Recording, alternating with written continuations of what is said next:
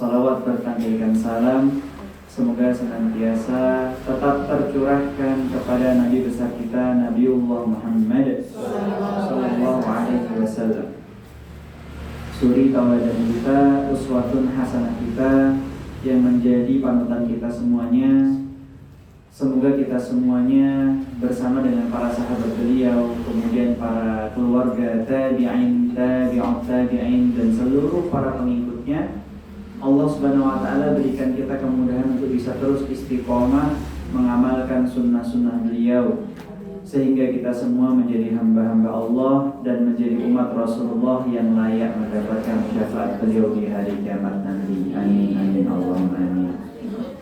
Mari kita awali pertemuan kita pada pagi hari ini dengan melafalkan basmalah bersama-sama. Bismillahirrahmanirrahim. Bagaimana kabarnya jemaah? Alhamdulillah sehat semuanya. Alhamdulillah, semoga Bapak Ibu jamaah yang hadir pada pagi hari ini senantiasa Allah berikan kesehatan, Allah senantiasa ampuni dosa-dosanya, Allah angkat derajatnya, Allah berikan gandaran yang terbaik berupa surga Firdausil A'la bi ghairi hisab. Amin amin Allahumma amin. Bapak Ibu rahimani wa rahimakumullah jami'an. Alhamdulillah, ini ala kulli hal kita bertemu di tanggal-tanggal yang sangat-sangat meriah. Ya, besok tanggal berapa? 17 Agustus 2020. Alhamdulillah. Afwan Ustaz, ini qadarullah ada yang banyak mengikuti kegiatan. Kegiatannya apa? Lomba-lomba, jalan santai, 17-an. Ala kulli hal tidak masalah. Ya.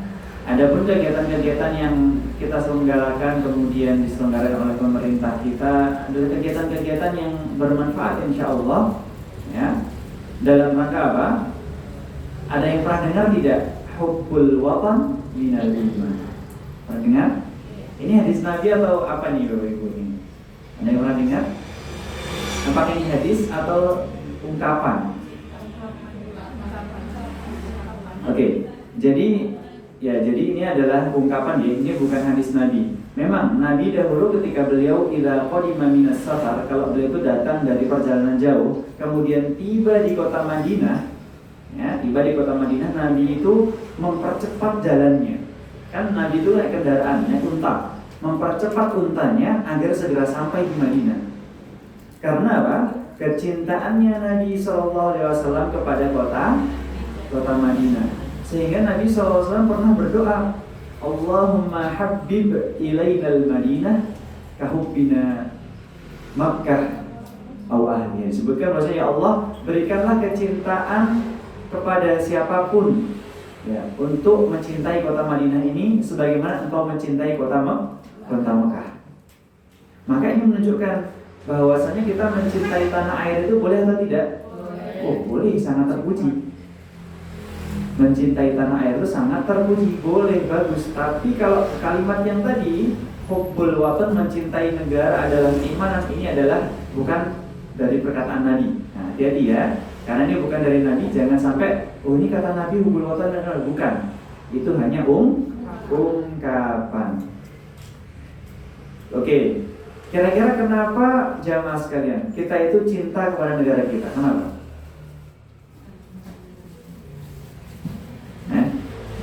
Kenapa kita cinta negara kita?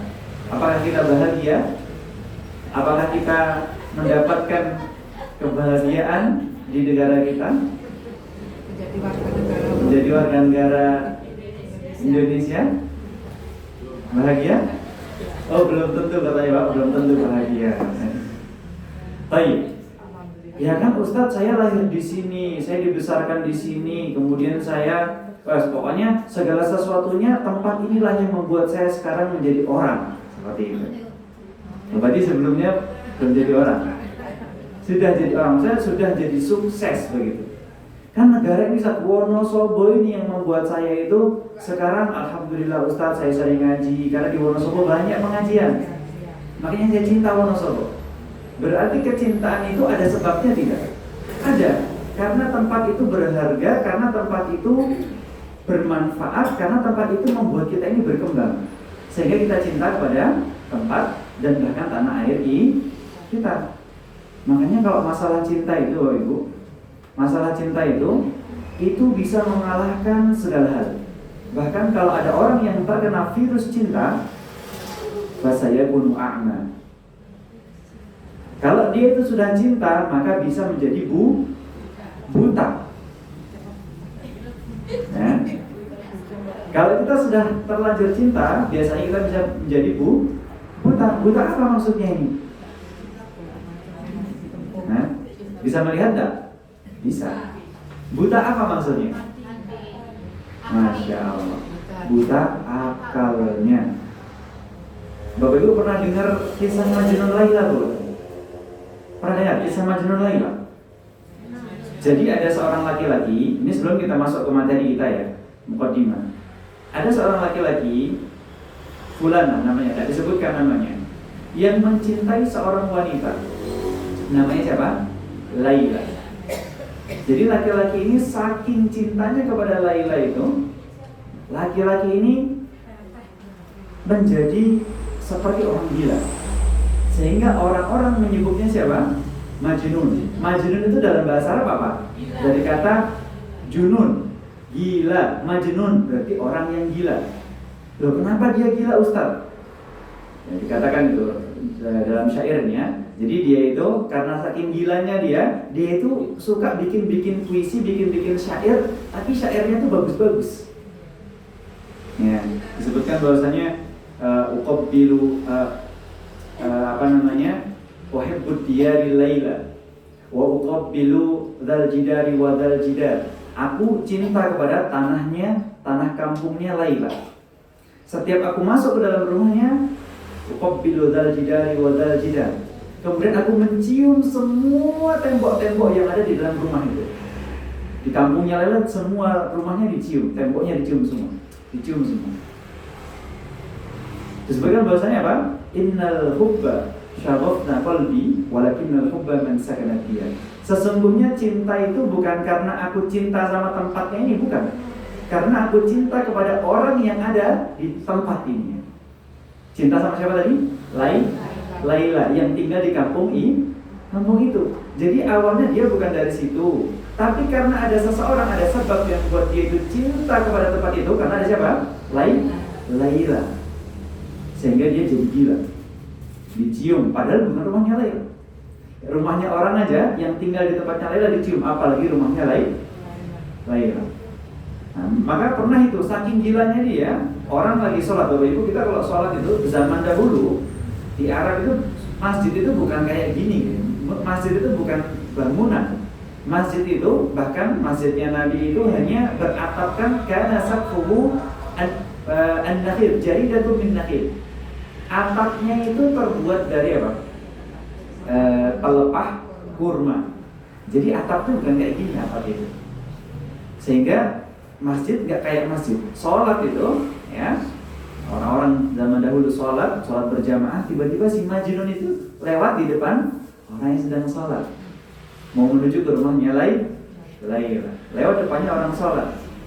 Kemudian, sudah lewat depannya orang sholat, yang lagi sholat itu, kemudian selesai, kemudian Majnun balik lagi, ditanya, kamu ini Majnun ya? Kamu ini gila kamu ini, kita ini lagi sholat, kenapa kamu lewat di depan kita yang sedang sholat? Oh, haram, tidak boleh, kenapa kamu lewat depan orang sholat? Terus si Majnun bilang, lah, saya tidak lihat antum lagi sholat. Masa kita lagi sholat berjamaah, kamu nggak lihat kita? Katanya jamaah tadi yang lagi sholat. Nah kemudian si Majnun balik tanya, lah antum ini malah gimana? Bukannya antum kan sedang sholat, kenapa lagi sholat kok bisa melihat saya? Loh, saya itu lewat itu tidak bisa lihat antum karena cinta dengan siapa? Laila, fokus dengan Laila. Tapi sekarang kenapa antum sholat kepada Allah kok malah bisa lihat saya? Berarti yang gila siapa? Saya antum. Kemudian si Majnun balik tanya seperti itu. Karena saya, ini memang pelajarannya sangat berharga. Itu yang membuat cinta itu adalah bisa membawa kebutaan akal. Ditanya si Majnun ini, Majnun, kalau kamu disuruh milih, ya, kalau kamu disuruh milih dunia dan seisinya dengan Laila, kamu pilih mana? Dunia dan seisinya benar. Mau rumahnya, negaranya, lautnya, pulau-pulaunya, hartanya dengan Laila, kamu pilih mana? Jawabannya dia apa? Bukan dua-duanya. Kata si Majnun ini, jangankan dunia dan seisinya, ya, debu yang menempel di sandalnya Laila itu lebih aku cintai daripada dunia dan seisinya. Debu, belum sandalnya, jangankan Lailanya ya, belum Lailanya, ya, baru debu yang nempel di sandalnya apalagi Lailanya. Ini Bapak Ibu, jamaah rahimakumullah jami'an. Maka kalau ada orang yang sampai NKRI harga mati, nah, Indonesia merdeka, nah, dia mencintai negaranya, dia mencintai tanah airnya, karena dia hidup di situ, dia berkembang di situ, kemudian dia bahagia, ya, bersyukur, ya, bersyukur itu tidak termasuk daripada salah satu mewujudkan cinta kita kepada tanah air. Alhamdulillah kita tinggal di Indonesia harus bersyukur itu, ya. Tinggal di Arab itu, kami pernah tinggal di Arab kurang lebih sekitar 5 tahun. Jadi mahasiswa di sana, mungkin enak Ustaz tinggal di sana lebih enak daripada di Indonesia. Oh, kata siapa Ibu? Tinggal di sana, katanya bisa umroh tiap hari. Oh bisa, tiap hari umroh, selesai umroh lagi bisa. Tiap bulan pergi umroh, oh bisa. Biayanya murah pula. Bahkan disebutkan hanya kalau 60 real itu dirupiahkan sekitar 60 kali 4.700 sekarang. Ya mungkin 200 ribuan lah, atau 300 ribu, anggapnya 300 ribu. Itu sudah PP, bayangin. 300 ribu sudah PP. Masya Allah. Enak sekali Ustaz hidup di sana Ustaz. Oh, kata siapa? Di sana itu Bapak Ibu, kita tinggal di sana, ya. Tidak semua orang betah tinggal di negara orang.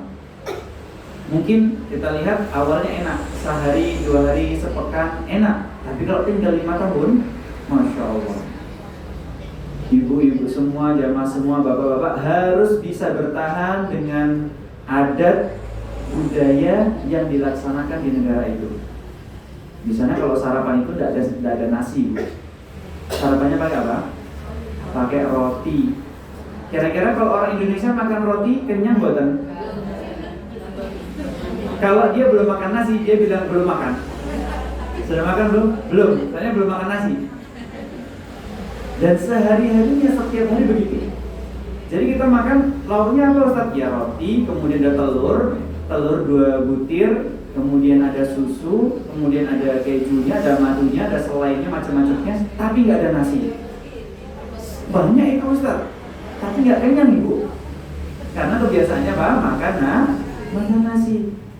Pun kalau dikasih nasi, misal nasi Arab ya, di sana kan nasi Arab. Nasi Arab itu beda dengan nasi Indonesia, dengan nasi Asia. Di sana itu nasinya panjang-panjang, sebanyak apapun kita makan itu kayak nggak kenyang gitu. Tapi kalau di Indonesia sepiring aja, nasi padang aja, Masya Allah, luar biasa, sudah sangat kenyang. Makanya kita itu sebenarnya yang perlu kita luruskan adalah bagaimana cara kita untuk menjadi hamba-hamba Allah ini yang bersyukur bahwasanya Allah sudah memberikan yang terbaik buat kita. Dengan cara apa? Dengan cara judul kajian kita pada hari ini. Apa itu? Aish karima au mut syahida. Bapak Ibu jamaah, kira-kira ada yang tahu tidak arti daripada ish karima au mut syahida? Belum? Aish itu dari kata bahasa Arab, fi'il amr, kata perintah. Apa asalnya Ustaz? Asya ya'ishu, yang artinya hidup. Aish, hiduplah. Karima, ya, dari kata karuma yakrum, yang artinya mulia. Aish karima, hiduplah dengan mulia atau dengan kemuliaan.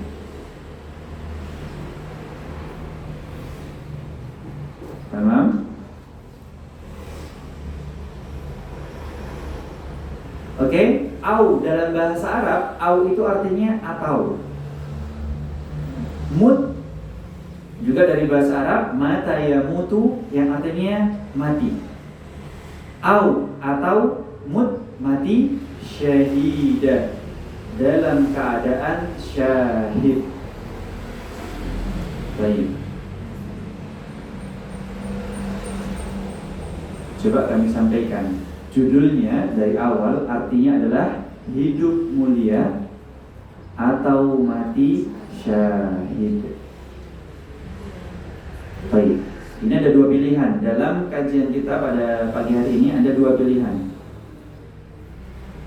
Apakah kita mau memilih hidup yang pertama, yaitu dengan hidup mulia, hidup dengan kemuliaan, atau yang kedua, yaitu mati syahid.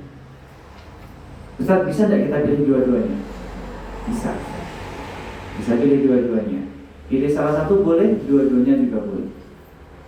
Maka di sini kalau kita lihat daripada aish karimah au mut syahidah, hiduplah mulia atau matilah dengan keadaan syahid, maka ini menunjukkan daripada salah satu keimanan kita kepada Allah ya.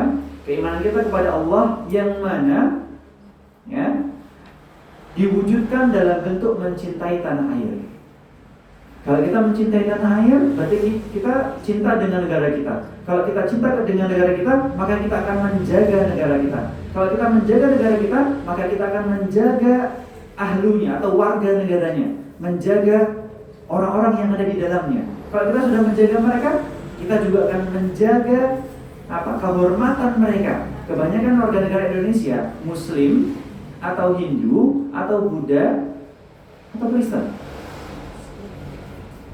Kebanyakan, mayoritas Muslim beragama Islam. Maka kalau kita cinta tanah air, harusnya kita menjaga hak-hak orang-orang Islam. Sedangkan Nabi SAW pernah bersabda, umirtu an uqatilan nasa. Baik, bundanya di sini Nabi SAW. Nabi mengatakan, aku diperintahkan an uqatilan nasa, untuk memerangi manusia. Oke. Sekarang di sini dari hadis berikut ini, apakah yang dimaksudkan memerangi itu adalah mengangkat senjata, membunuh? Maknanya apa, Bunda? Apakah memerangi itu maksudnya adalah mengangkat senjata, membunuh? Aku diperintahkan untuk memerangi manusia. An-nasa, an-nas itu manusia. Apakah maksudnya itu disuruh untuk membunuh manusia? Jadi ada dua makna lafzi dengan maknawi. Kalau makna lafzi, makna secara bahasa, iya, itu berperang mengangkat senjata. Tapi ada makna secara maknawi, arti secara maknawi dalam penafsirannya, bukan secara bahasanya. Sekarang begini, memerangi kemiskinan. Apakah kita mengangkat senjata kepada orang miskin? Memerangi buta huruf, berarti kita bunuh itu orang-orang yang tidak bisa baca? Tidak. Maksudnya apa?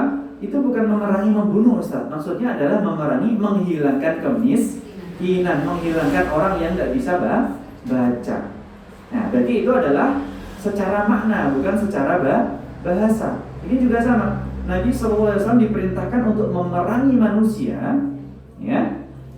Itu bukan dibunuh, bukan membunuh manusia. Ya. Hatta yashhadu an la ilaha illallah. Kemudian disebutkan bahwasanya makna yang sebenarnya dari kata memerangi itu adalah berdakwah dengan sungguh-sungguh.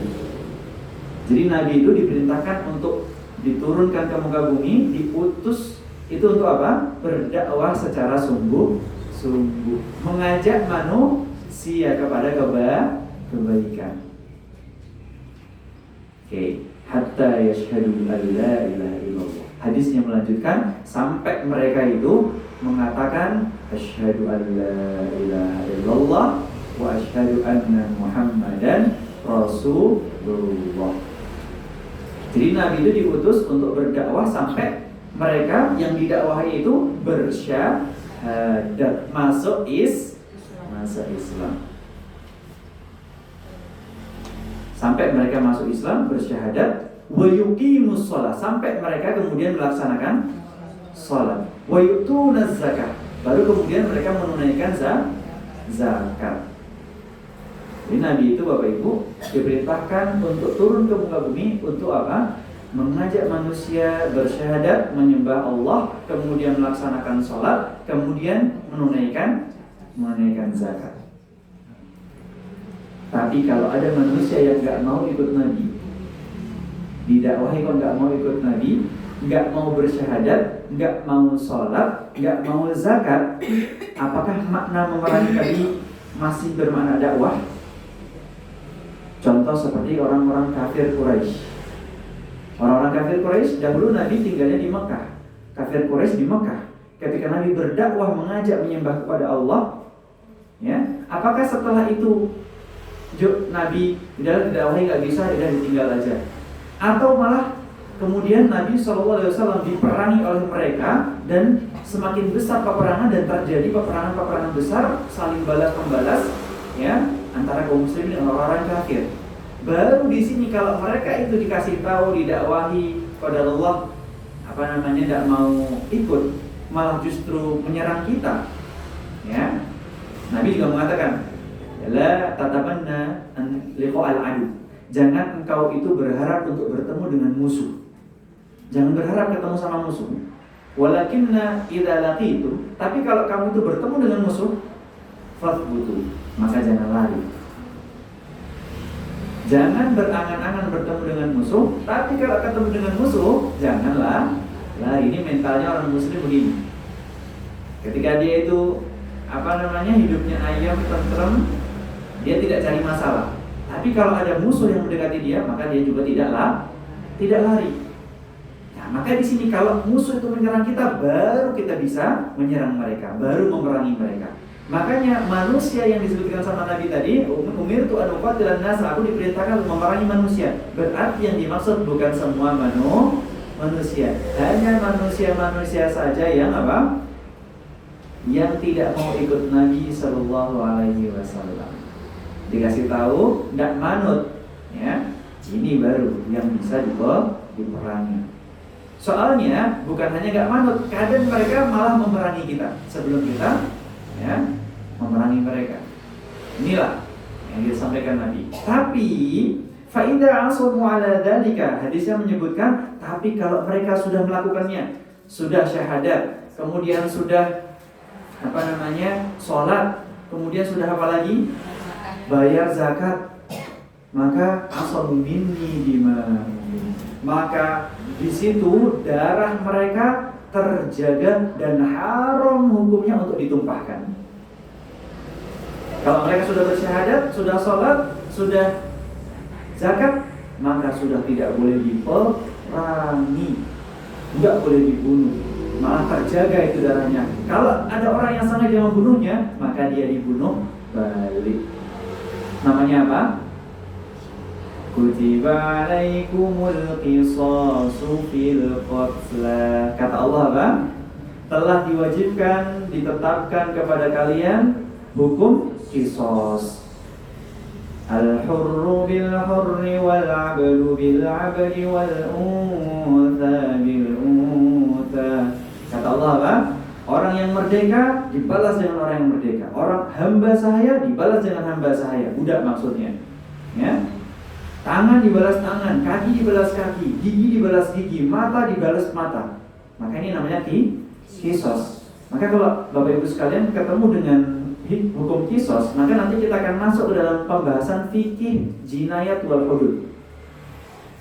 Kita masuk ke dalam pembahasan fikih pidana, hukum pidana, ya, yang terjadi di dalam masyarakat kaum muslimin.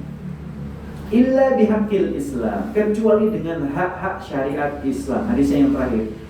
Jadi orang-orang tadi itu kalau dia sudah melaksanakan, sudah bersyahadat, kemudian sudah sholat, sudah zakat, kok tetap ada yang melakukan itu, membunuh, maka dia layak untuk dibunuh. Awalnya kan kalau dia sudah melakukan itu nggak boleh dibunuh, ya kan?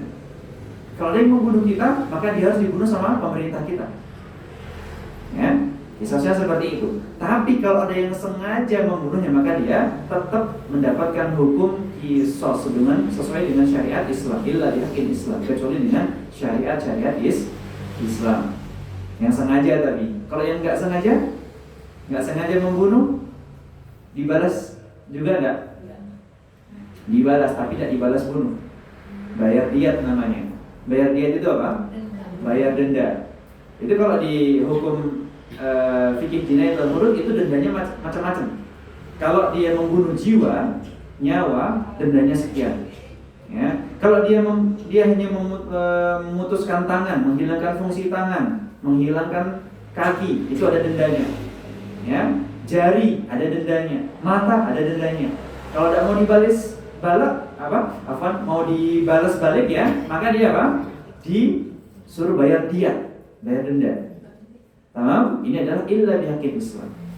Karena ini pernah kejadian di zaman Nabi SAW. Bapak Ibu sekalian, kalian ingin tanya, siapa di sini yang tahu cucu angkat Nabi SAW? Cucu angkat loh ya, bukan cucu kandung. Cucu kandung siapa? Yang kembar itu? Hasan dan Husain. Oke, yang cucu angkat. Ada yang pernah dengar cucu angkatnya Nabi? Anak angkatnya Nabi deh, anak angkatnya Nabi. Ntar kalau tahu anak angkatnya Nabi, tahu cucunya angkatnya. Siapa bunda? Itu menantu. Oke. Itu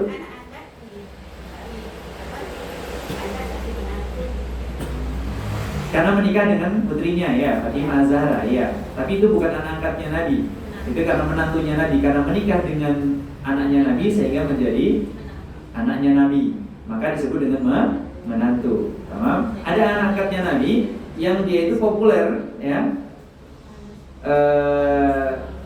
Ada yang tahu?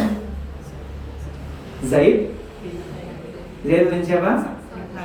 Zaid bin Haritha. Kalau Zaid bin Sabit itu sekretarisnya Nabi. Zaid bin Sabit itu sekretarisnya Nabi. Jadi kalau Nabi itu punya bacaan Al-Quran, bacaannya Nabi bagus, kemudian sahih, bacaannya sesuai dengan qiraah yang diajarkan dari malaikat Jibril, ya, belajar langsung talaki dengan malaikat Jibril, kemudian Nabi mengajarkan kepada para sahabat. Ayat yang nulis itu namanya Zaid bin Sabit, sekretarisnya Nabi. Tamam? Zaid bin Sabit. Baru kemudian dari Zaid bin Sabit disebarluaskan kepada para sahabat. Nah, kalau anak angkatnya Nabi itu namanya Zaid bin Haritha. Zaid bin Haritha. Nah, Zaid bin Haritha saat itu sebelum ada perintah tidak boleh mengangkat anak, ya, maka saat itu Zaid bin Haritha itu diangkat anak sama Nabi. Setelah itu tidak boleh lagi mengadopsi setelah itu ya. Kemudian Zaid bin Haritha ini punya anak namanya Usamah bin Zaid. Berarti cucu angkatnya Nabi namanya siapa? Usamah bin Zaid. Pernah dengar nama Usamah? Dia adalah cucu Nabi yang sangat dicintai oleh Nabi SAW. Bahkan sering kemana-mana itu sama Nabi. Kayak dengan Hasan Husain digendong, bahkan lagi sholat pun digendong itu cucunya Nabi SAW.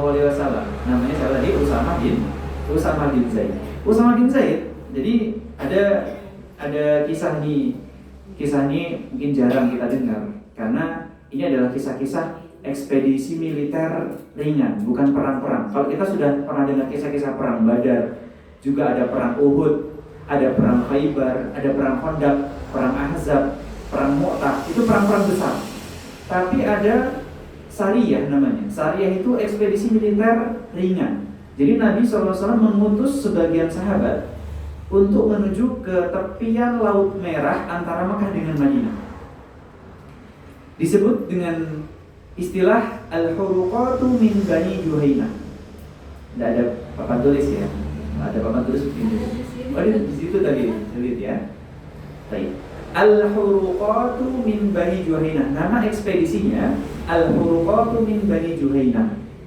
Yang mana diutus beberapa orang sahabat Nabi ke tepian Laut Merah antara Makkah dan Madinah. Jadi antara Makkah dan Madinah itu kan sekitar 500 kilo jaraknya. Nah, di antaranya itu ke arah barat mepet dengan Laut Merah ada tempat namanya Al-Huruqat bin Bani Juhaynah. Nah, itu diutus Usamah bin Zaid dengan para sahabat yang lainnya untuk menyelesaikan permasalahan di sana. Sehingga ketika Usamah dengan para sahabat ini menuju ke Al-Qurqat min Bani Juhaina, itu menemukan satu orang kafir ini, lawannya orang muslim, sangat-sangat lincah sekali. Lincah gerakannya, bahkan dia disebutkan membunuh banyak para sahabat. Ya, ekspedisi militer, kemudian ketemu dengan musuh yang satu orang musuh ini sangat merepotkan sekali, membunuh banyak orang sahabat. Maka kemudian orang kafir ini bertemu dengan Usamah, berhadapan dengan Usamah bin Zaid, cucunya Nabi. Dia terdesak, kemudian dia terpojok, ya. Bahkan ketika dia akan terbunuh oleh Usamah bin Zaid itu sempat mengangkat pedangnya di atas kepalanya orang kafir ini, musuhnya ini. Cuman terdengar di kalangan para sahabat bahwasanya orang tadi, musuhnya tadi yang kafir tadi, sebelum sempat dibunuh sama Usamah, dia mengatakan, asyhadu an la ilaha illallah wa asyhadu anna Muhammadar Rasulullah. Sama Usamah dan terlanjur apa? Ditebas kepalanya, terbunuh musuhnya. Dan tersebar berita ini di kalangan para sahabat sampai ke telinganya Nabi. Dipanggil itu Usamah.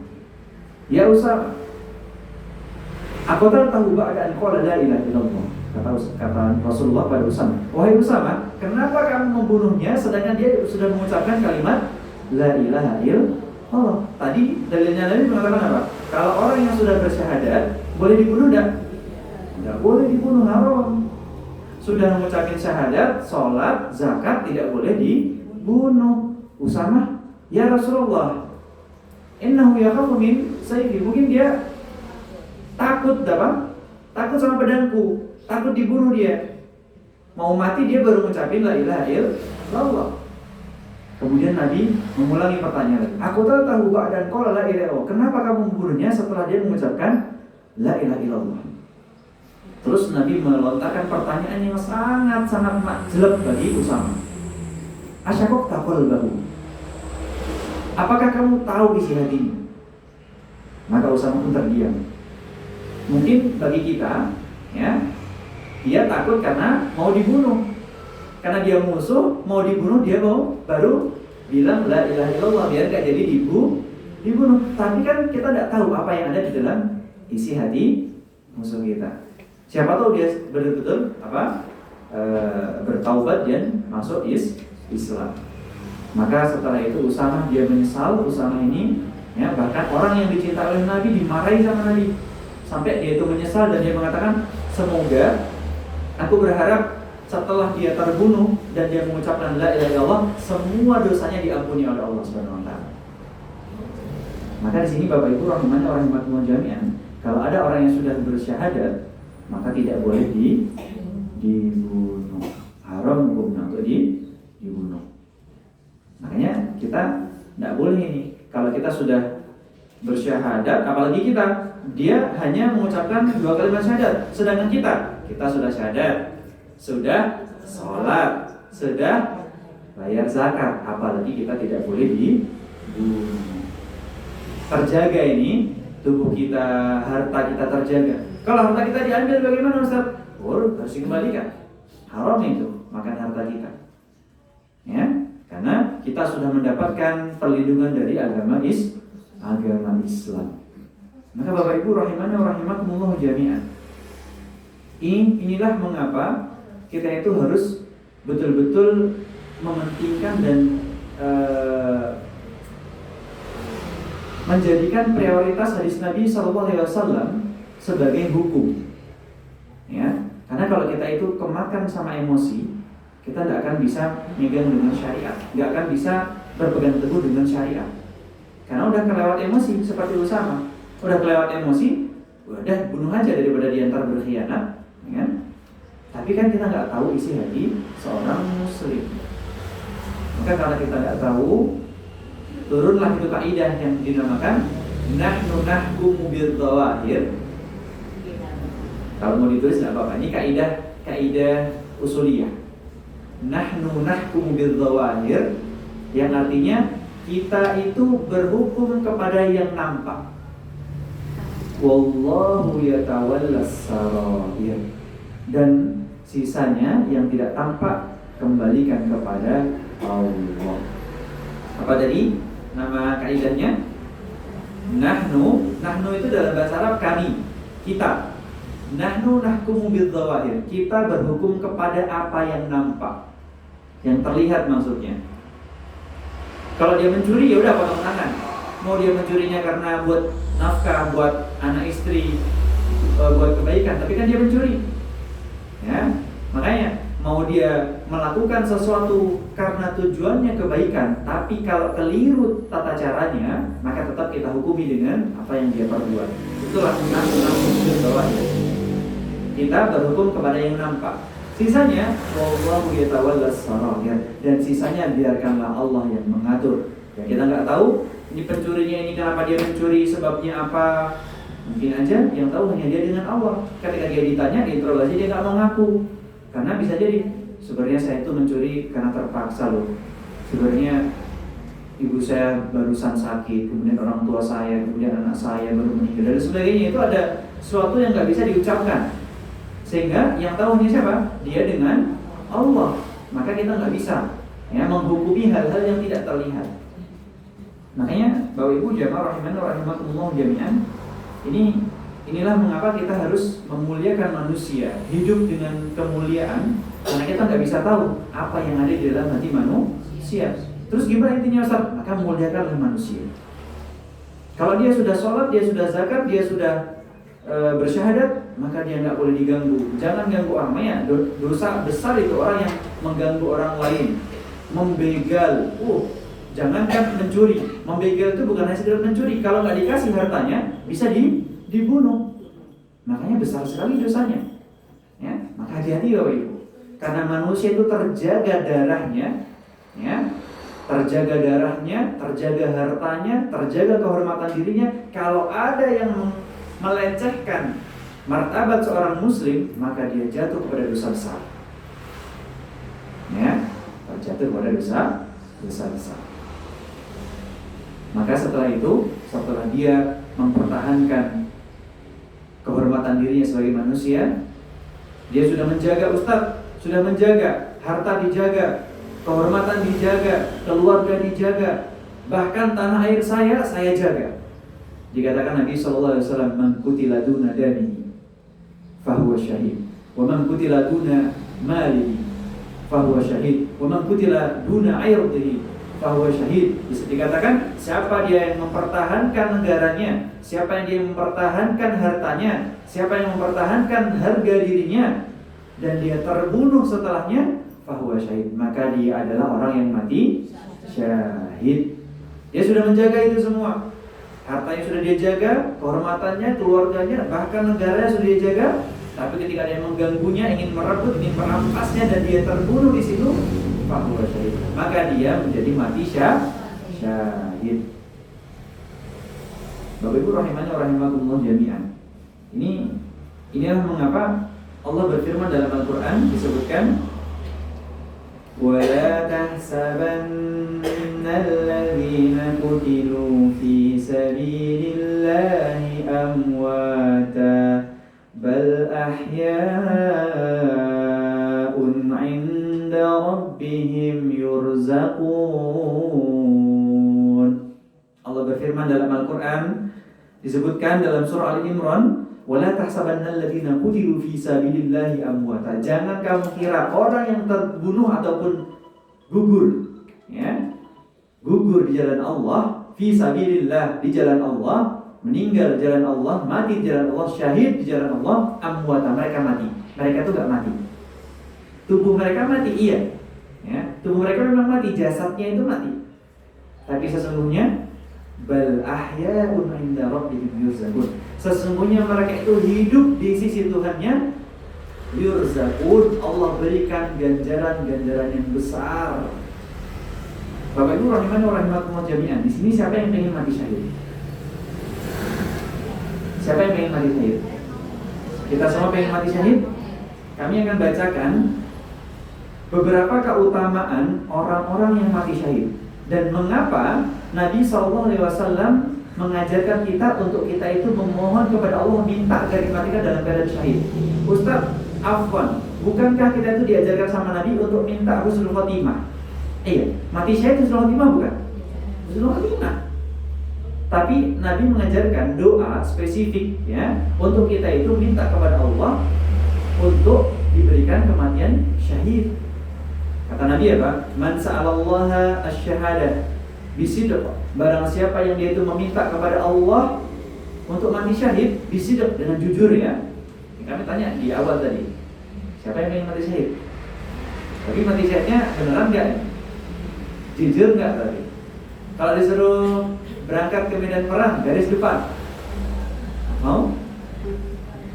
Oh, tadi katanya pengen mati syahid. Enggak jadi mati syahid, saat mati yang lain aja. Baik.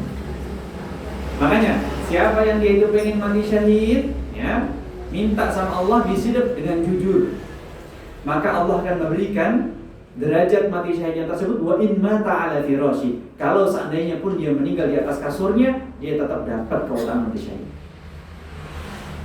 Caranya gimana Ustaz? Ya berdoa minta kepada Allah, ada doa. Baik, sebentar kami bukakan doanya. Jadi doanya ini bukan dari Nabi ya. Ini doanya bukan dari Nabi, tapi disebutkan kalau tidak salah ini doanya dari Umar bin Khattab atau para sahabat. Ya. Sebentar. Ini bukan doa dari Nabi. Kalau tidak salah, sepeda pengetahuan kami, seingat kami, ini adalah doa dari para sahabat. Sebentar. Mana ya doanya? Salam belum ketemu ya.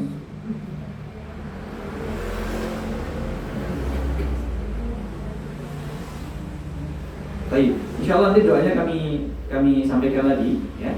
Kalau tidak salah, Allah min as'aluka asy-syahadah fi sabilik, seperti itu, mirip seperti itu, tapi ada tambahannya. Kalau yang doa umumnya, Allahumma inni as'aluka asy-syahadata fi sabilika. Doa umumnya.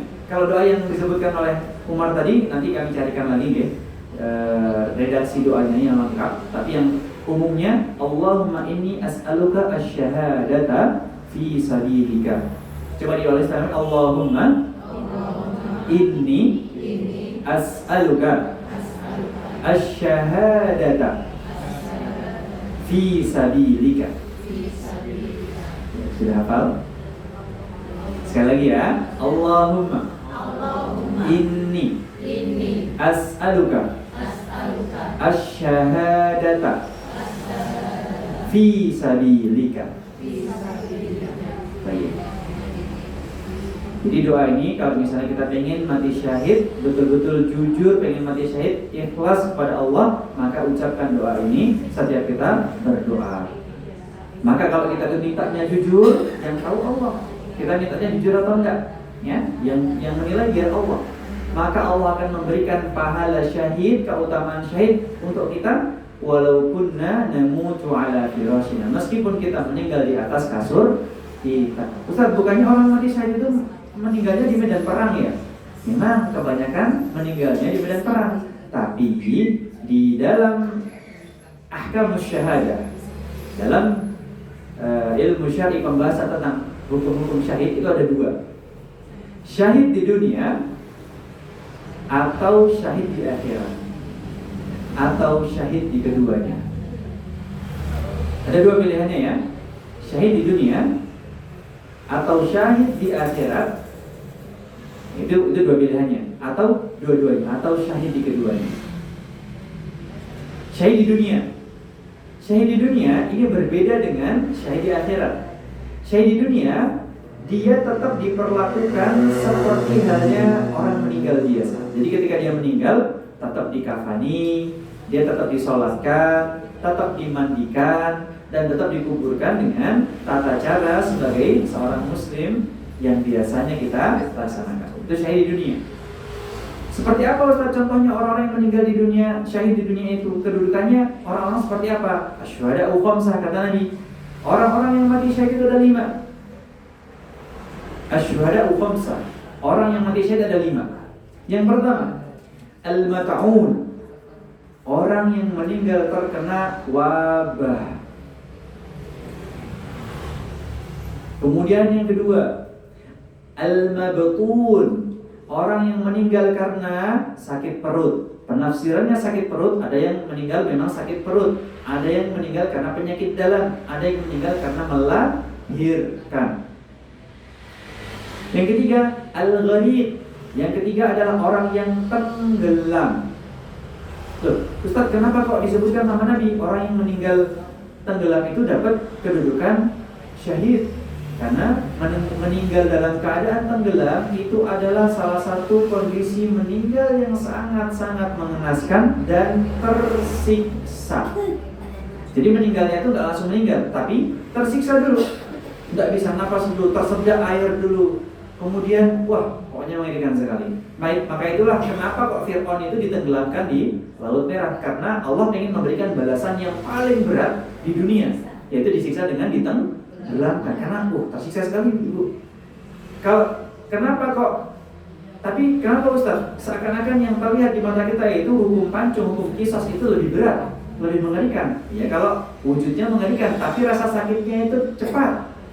Ketika terkena kisos manusia itu, maka dia hanya merasakan sakit kurang lebih sekitar hanya 10 detik paling lama. Setelah itu sudah nggak ada rasa sakit lagi. Ya, nggak berapa lama. Tapi kalau tenggelam, lama itu meninggalnya. Nggak cukup hanya hitungan detik. Ya, kalau kita aja bisa tahan napas, manusia yang paling lama menahan napas bisa sampai 10 menit. Paling lama tahan napas. Ya, jadi tenggelam itu bisa lebih lama daripada itu dan tersiksa. Kemudian setelahnya yang keempat, wasahibul hadum. Orang yang meninggal karena tertimpa bangunan atau terhimpit bangunan. Entah orang yang menjadi korban apa? Gempa bumi. Jadi runtuh bangunannya, kemudian tertimpa bangunan seperti saudara-saudara kita di Palestina juga sama. Kemudian dibom rumahnya dan tertimpa bangunan rumahnya. Itu termasuk sahibul hadum. Orang yang tertimpa bangunan. Ada yang mengatakan orang-orang yang terhimpit itu juga meninggal dalam keadaan syahid. Contoh meninggal dalam kecelakaan. Ya, ada yang mengatakan seperti itu. Dan yang terakhir, wasyahidu fi sabilillah, dan orang yang meninggal di medan perang. Oke, jadi syahid itu ada berapa ibu? Bapak? Ada 5. Yang pertama tadi meninggal karena wabah. Ta'un itu dalam bahasa Arab artinya itu wabah, terkena wabah. Di Saudi itu pernah, di Mekah itu pernah terjadi wabah, sampai di kampus kami itu diliburkan dalam waktu setahun. Sebelum Covid ada, sebelum Covid. Kalau tidak salah wabah apa ya dulu itu? Lupa kami. Virus apa gitu ya?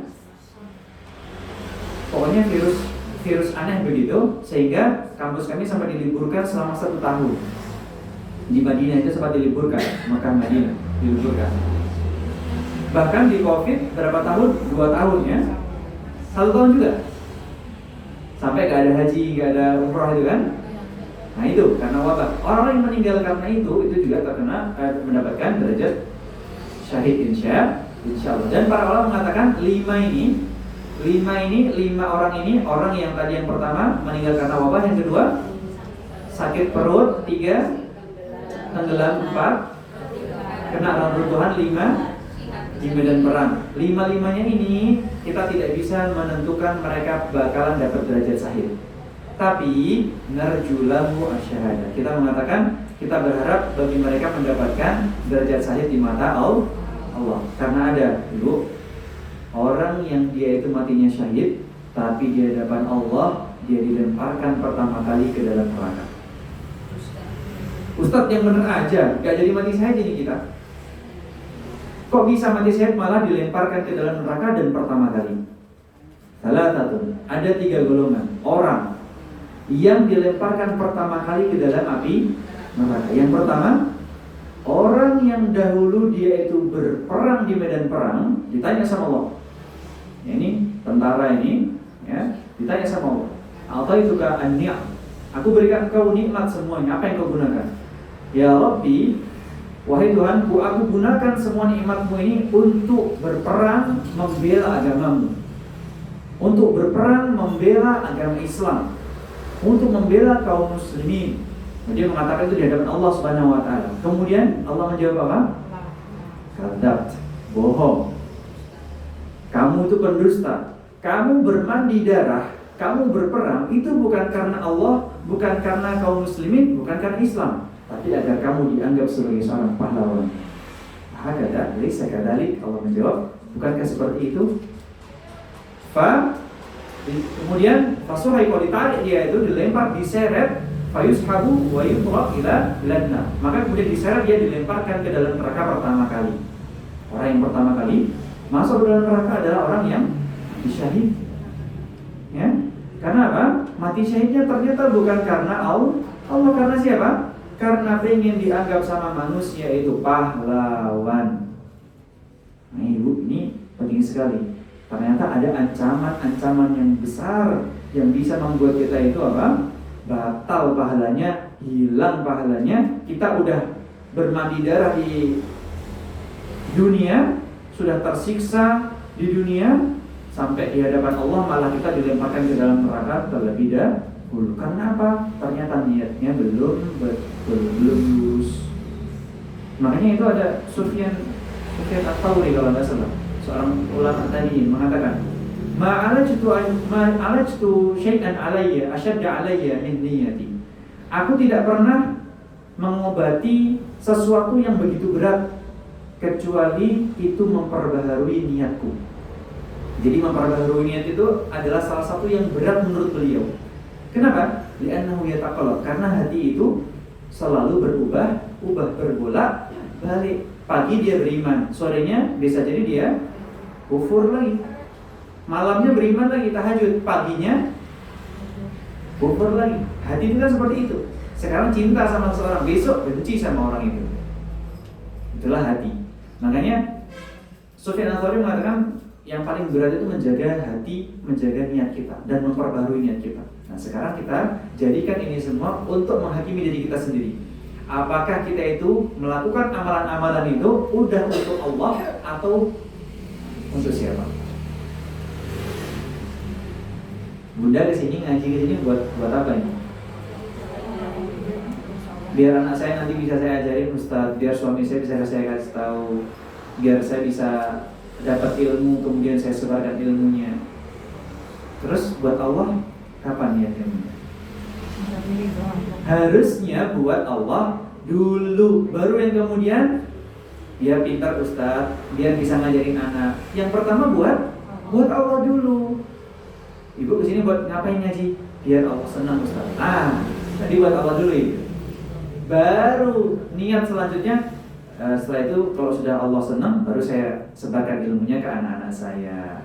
Kemudian saya kasih tahu ke suami saya. Ini jadi tata cara yang benar itu, niat itu sebenarnya harus Allah dulu, baru nomor 2, nomor 3, nomor seterusnya, itu baru yang lainnya. Nah, syahid yang tadi, orang yang mati syahid tadi, bisa jadi karena dia tidak menjadikan Allah sebagai motivasi utama,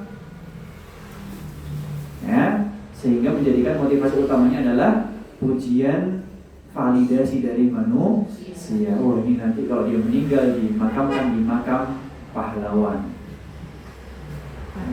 Baru di sini dia mulai keliru dan dia niatnya keliru, dimasukkan di dalam api neraka. Nah jadi yang kedua itu ahli ilmu yang dia itu belajar menghafal Quran hanya untuk dianggap sebagai qari, sebagai alim, sehingga dia dimasukkan di dalam neraka. Kemudian yang terakhir orang yang bersedekah biar apa?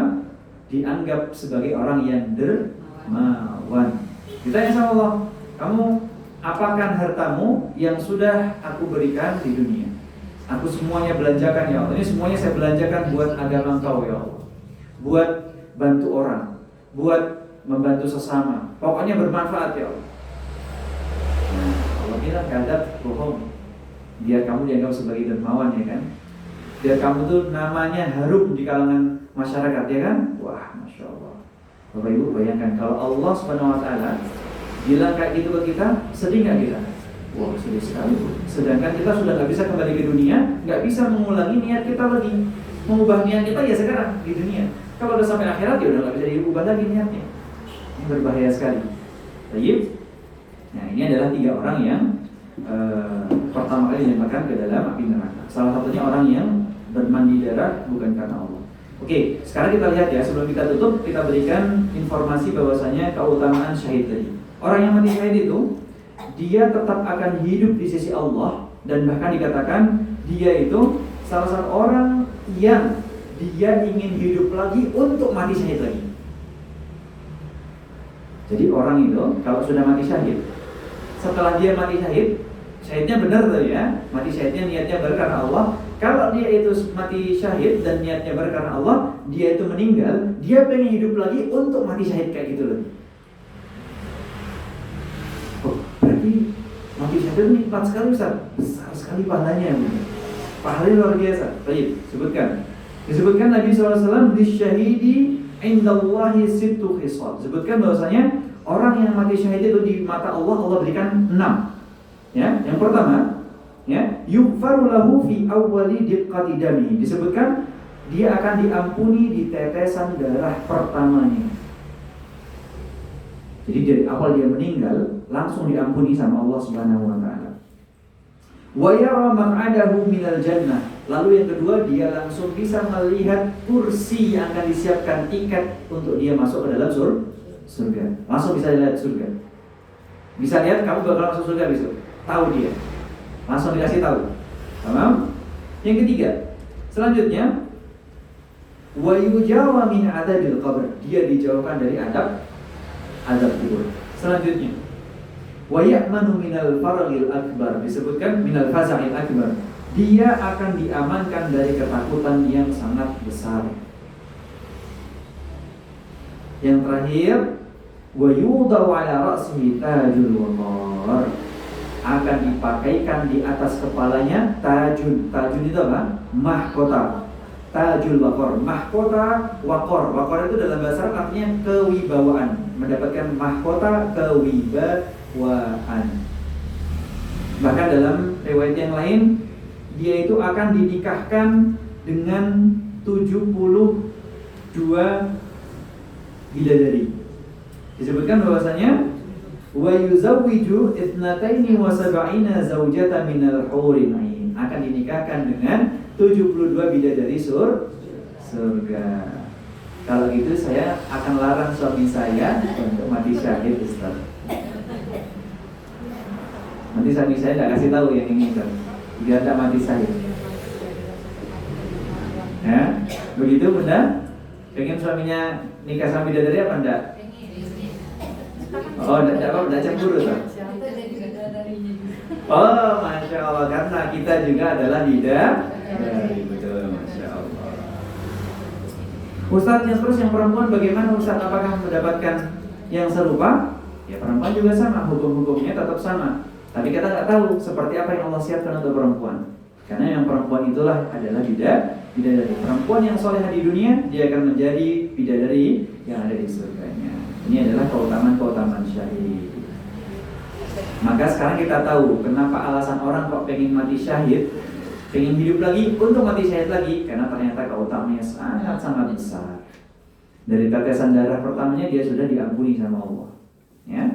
Dan kalau syahid di akhirat, dia itu adalah orang yang apa? Yang meninggal mendapatkan keutamaan ini, tapi dia nggak meninggal di medan perang. Syahid di dunia, jadi dia itu meninggalnya di medan perang. Ya, syahid di dunia, meninggal di medan perang, kemudian dia dikuburkan langsung tanpa dimandikan, tanpa dikafani, tanpa disolatkan, langsung bajunya banyak darahnya kayak gitu, langsung masukkan ke liang lahat, dikuburkan. Syahid di dunia. Syahid di akhirat yang tadi, orang yang 4 tadi, kena wabah, kena sakit perut, kemudian apa? Tenggelam, kemudian tertimpa bangunan. Yang terakhir yang meninggal di medan perang, ini syahid dunia dan syahid dunia dan akhirat. Dia itu apa? Meninggalnya syahid di dunia, nggak perlu dikafani, nggak perlu disolatkan, nggak perlu dimandikan, langsung dikuburkan, dan di akhir mendapatkan keutamaan syahid itu semuanya. Nah, ini adalah mati syahid. Hidup mulia, ya, memperjuangkan agama kita, kaum muslimin, menjaga kehormatan kaum muslimin di negara kita, atau mati syahid yang tadi. Silakan dipilih. Kalau kita dua-duanya, ya boleh, tidak apa-apa juga. Ini adalah materi kita pada hari ini. Semoga materi kita yang kita bahas pada hari ini mendapatkan ilmu yang bermanfaat dan materi kita ini bisa kita sebarluaskan dan kita bisa semakin mencerdaskan kaum muslimin, semakin membuat kaum muslimin semangat dalam beramal salih untuk mengejar kehidupan yang mulia ataupun kematian yang syahid. Sebelum kita tutup, apakah ada pertanyaan? Mari Bunda Bapak. Waalaikumsalam.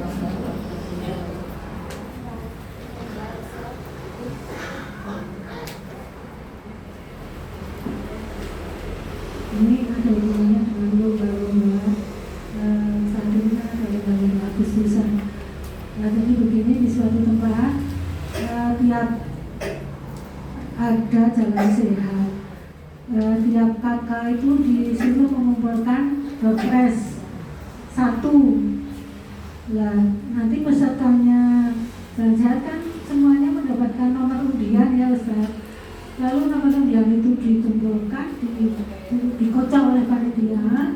Lalu ini memang banyak yang mendapat, tapi kemungkinan ada yang tidak mendapat karena kan satu kakak itu kan kadang lebih dari 1 orang ya. Nah, itu bagaimana menurut syariat? Apakah diperbolehkan atau ada cara-cara lain yang diperbolehkan? Itu yang pertama. Kalau yang kedua tentang arisan Ustaz, umumnya arisan itu kan tiap orang setor. Lalu misalnya pesertanya 20, lalu 20 orang itu masing-masing ditulis nama, lalu dimasukkan botol, dikeluarkan 1 demi 1, jadi tiap bulan 1 yang keluar A. Nanti bulan berikutnya siapa sampai habis. Yang saya tanyakan, apakah arisan seperti itu diperbolehkan? Apakah ada cara yang lain yang sesuai dengan syariah? Kalau saya berpikir, kalau dapat yang belum terakhir itu kan sama saja hutang ya Ustaz, hutang kepada teman yang lain. Nah, apakah itu diperbolehkan? Lalu saya itu bingung, takut, lalu saya kalau arisan mintanya yang terakhir supaya saya tidak hutang kepada orang lain. Apakah itu cara yang bisa saya laksanakan atau bagaimana Ustaz? Mohon penjelasannya. Terima kasih. Wassalamualaikum warahmatullahi wabarakatuh. Bismillahirrahmanirrahim. Yang pertama, jadi 2 pertanyaan ya. Yang pertama adalah tentang perlombaan. Ketika kita mengumpulkan masing-masing kita kakak door prize, berarti ngumpulin uang gitu nih. Hadiah, barangnya ya. Oke. Barang ya, hadiahnya untuk dijadikan untuk diambil kupon, untuk diambil undian nanti bagi yang menang nanti dapat itu. Itu bagaimana hukumnya? Apakah diperbolehkan dalam Islam? Jadi perlombaan itu hukumnya, kalau itu hanya sebagai mungkin pendaftaran, kita kayak di hari Ahad ini ada banyak acara ya. Yang pengen ikut lomba ini daftarnya sekian, lomba ini daftarnya sekian. Mungkin ada lomba yang berat daftarnya lebih mahal seperti itu. Maka di sini kalau misalnya hanya uang pendaftaran karena itu untuk konsumsi, untuk administrasi, itu sebenarnya tidak masalah. Tapi kalau uang pendaftaran itu yang kita kumpulkan kemudian dijadikan hadiah untuk dibagikan bagi yang menang, maka ini tidak boleh. Tidak boleh ya. Kalau uangnya itu dijadikan hadiah, ya, kemudian bagi yang menang dapat hadiah, yang nggak menang nggak dapat dong. Maka ini tidak diperbolehkan. Tapi kalau itu hanya uang pendaftaran saja untuk mendaftar pengen partisipasi dengan lomba itu, ya, maka tidak masalah. Ya, kalau untuk pendaftaran. Tapi kalau uangnya itu dijadikan hadiah, pendaftarnya terkumpul 1 juta misalnya, 1 jutanya dibelikan hadiah. Hadiahnya ini hanya untuk 3 orang, juara 1, 2, dan 3. Diambil dari uang tadi, maka itu tidak diperbolehkan. Ya. Jadi yang boleh gimana? Hanya untuk pendaftaran saja. Sedangkan uang hadiah itu beda lagi. Ya, bukan dari uang pendaftaran itu. Kalau bisa hadiah itu, namanya hadiah itu apa sih? Sesuatu yang diberikan cuma-cuma. Harusnya hadiah itu apa? Ya, kayak sponsor bukan uang pendaftaran, itu kan kayak judi gitu. Dikumpulkan yang menang, terus uangnya itu buat, itu kan kayak judi. Kita bertaruh, ini uang saya 10.000, semuanya 10.000. Yang menang siapa? Ya itu 10.000 yang semua dikumpulkan itu buat yang menang. Itu kan buat seperti judi. Maka tidak boleh. Yang boleh, maka uang hadiah itu tidak apa? Tidak boleh dijadikan satu dengan uang pendaftaran. Atau kalau ingin lebih aman lagi, jadikan acaranya itu semuanya gratis. Itu lebih aman lagi. Ikut acara nggak bayar, dan kita juga nggak mengeluarkan biaya untuk acara tersebut. Berarti itu acaranya dari mana Ustaz? Uangnya, dananya? Ya udah, pemberian cuma-cuma dari siapa? Dari pemerintah misalnya, atau dari kepala desa misalnya, atau penyelenggara misalnya, atau dana kas desa misalnya. Jadi itu bukan uang yang dikumpulkan jadi satu, uangnya rakyat jadi satu buat pendaftaran kemudian jadikan hadiah dibagi, itu nggak boleh. Tamam? Jadi perlombaan itu seperti itu. Yang paling aman gratis semuanya. Ikut lomba gratis dapat hadiah juga gratis. Tapi kalau misalnya ada uang pendaftaran, kalau uangnya cuma buat daftar nggak masalah. Tapi kalau dijadikan hadiah nggak boleh. Itu yang pertama. Oke?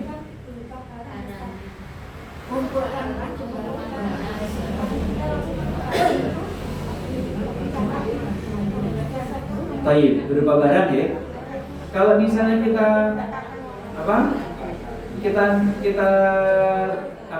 konversikan barang itu, bisa jadi uang nggak? Bisa ya. Tapi kalau yang mau lebih aman lagi, kita jadikan barang itu kita hadiahkan kepada penyelenggara. Ini panitia, ini saya hadiahkan saja, saya tidak berharap apapun, ini saya hadiahkan buat penyelenggara. Jadi sifatnya itu mungkin menghimbau ya, bagi yang memberikan hadiah, bukan memaksa setiap kakak wajib memberikan. Itu seakan-akan sebagai kewajiban ya, bukan memberikan cuma-cuma. Sedangkan hadiah itu adalah pemberian cuma hadiah, hibah itu pemberian cuma-cuma ya. Jadi dia nggak modal apa-apa, dia nggak perlu ngeluarin uang, ya cukup berpartisipasi bisa dapat hadiah ya. Maka kita sebagai warga, sebagai masyarakat, kita hadiahkan itu barangnya buat panitia. Bukan nanti semoga nanti saya seakan-akan kita ingin ikut berpartisipasi biar dapat, semoga bisa dapat lagi nih kulkasnya yang saya kasih, balik lagi. Nah itu hati-hati. Makanya tadi yang perlu kita luruskan adalah niatnya yang diluruskan. Paham? Biar kita berhati-hati dengan cara yang benar tadi. Oke, itu yang pertama ya. Yang kedua tentang arisan. Ustaz, arisan itu kan ngumpulin uang begitu, kemudian bisa menimbulkan seseorang berhutang nantinya ketika dapat giliran seperti misalnya. Maka di sini sebenarnya hukum arisan itu boleh, gitu ya, karena semua orang akan dapat giliran, ya kan? Kalau ada yang nggak dapat giliran nggak boleh. Tapi kalau semuanya dapat giliran boleh, pada dasarnya boleh. Tapi kalau acara arisan itu membuat seseorang sampai dia berhutang, sampai kemudian dia berhutang menjual barang-barangnya dan lain sebagainya, sehingga menimbulkan madarat yang lebih besar, maka menjadi tidak diperbolehkan. Ya, ya mungkin bagi yang mampu, yang ada biaya, oke lah ikut arisan. Nah bagi yang qadarullah belum siap finansialnya, kasihan nanti beliau harus hutang sana hutang sini, ya kan? Ya, maka di sini kita ambil dua sisi. Kalau kita mampu, tafadhol, hukumnya mubah. Arisan itu mubah, hukumnya boleh. Mubah itu artinya boleh, ibah. Tapi hati-hati, kalau sampai itu bisa membuka pintu hutang, maka menjadi tidak boleh. Tapi kan, ya masa kita nyuruh ikut ngajak yang mau ikut arisan bagi yang mampu saja, kan? Tidak mungkin. Tamam? Kalau kita, Ustaz, saya khawatir saya nanti tidak bisa ikut ke depannya, tidak bisa konsisten ke depannya, ya sudah, berarti tidak perlu ikutan. Kalau khawatir, menutup pintu daripada jalan membuka hutang tadi. Kalau bisa mampu, apa-apa. Tapi kalau tidak, lebih baik apa? Lebih baik dihindari. Mengambil langkah berhati-hati. Bukan nggak boleh sama sekali ya, nggak boleh sama sekali kalau ada madaratnya. Tapi kalau nggak ada madaratnya, maka tafadhol diperbolehkan seperti itu. Asalkan tidak boleh hutang.